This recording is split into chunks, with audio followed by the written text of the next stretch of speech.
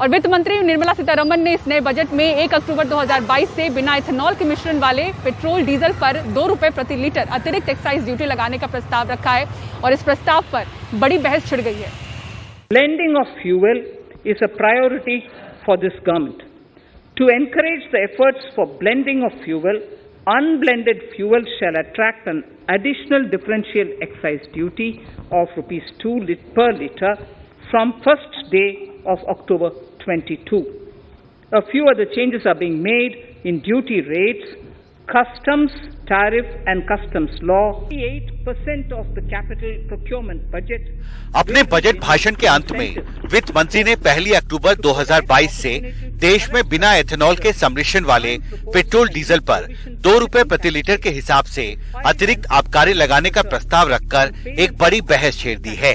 सबसे अहम सवाल है कि 1 अक्टूबर 2022 से क्या अनब्लेंडेड फ्यूल पर 2 रुपए प्रति लीटर की अतिरिक्त आबकारी का आर्थिक बोझ तेल कंपनियां खुद वहन करेंगी या उपभोक्ताओं से वसूलेंगी। उद्योग संघ PhD chamber of commerce and industry का मानना है कि इससे सरकारी तेल कंपनियों की लागत बढ़ेगी, इसलिए इसे 31 मार्च 2023 तक लागू करना चाहिए था।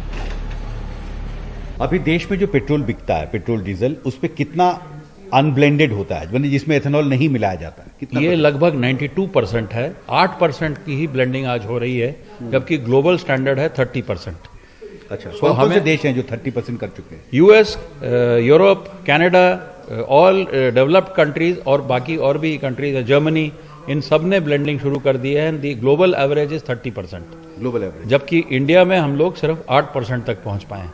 विशेषज्ञ मानते हैं कि वित्त मंत्री निर्मला सीतारमण ने बजट 2022 में अनब्लेंडेड फ्यूल पर 2% अतिरिक्त एक्साइज ड्यूटी लगाने का प्रस्ताव रख ऑयल रिफाइनरी कंपनियों को एक सख्त मैसेज दिया है।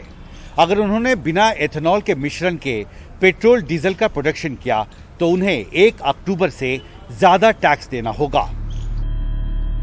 सवाल ये भी अहम है कि अगले 8 महीनों में ऑयल रिफाइनरी कंपनियां एथेनॉल ब्लेंडिंग कितना बढ़ा पाएंगी। एथेनॉल ब्लेंड करने से क्या होता है कि इसका CO2 इम्पैक्ट एमिशंस कम होता है, तो ये हमारा जो ग्रीन नेट जीरो तरफ प्रोग्रेस टारगेट है, इसके लिए एथेनॉल ब्लेंडिंग जरूरी है। एंड एथेनॉल ब्लेंडिंग करने से ऑल्सो जो पेट्रोल की इंपोर्ट करते हैं हम क्रूड ऑयल की, वो भी कम हो सकती। हम एथेनॉल आज तो इंडिया में शुगर केन से बनाते हैं और इसका इस्तेमाल करते हैं। वो करने में वो तो ठीक है, लेकिन इसके शुगर केन जो जिस तरह से हिंदुस्तान में इसका उत्पादन होता है, इतना सारा पानी का व्यय होता है।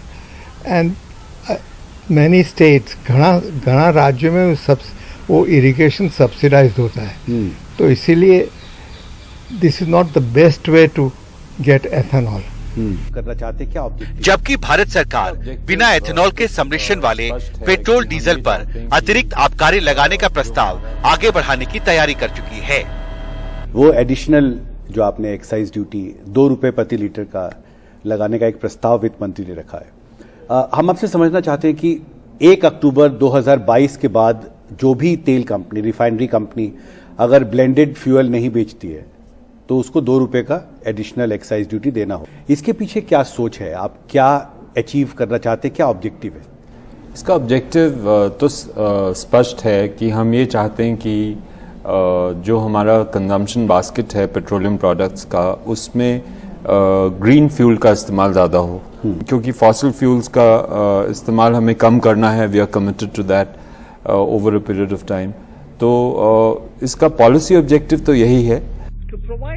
अब देखना होगा 1 अक्टूबर 2022 तक तेल कंपनियां पेट्रोल डीजल में एथेनॉल सम्मिश्रण को किस हद तक आगे बढ़ा पाती हैं। दिल्ली से कैमरा पर्सन मोहम्मद मुसलिन के साथ हिमांशु शेखर, NDTV इंडिया।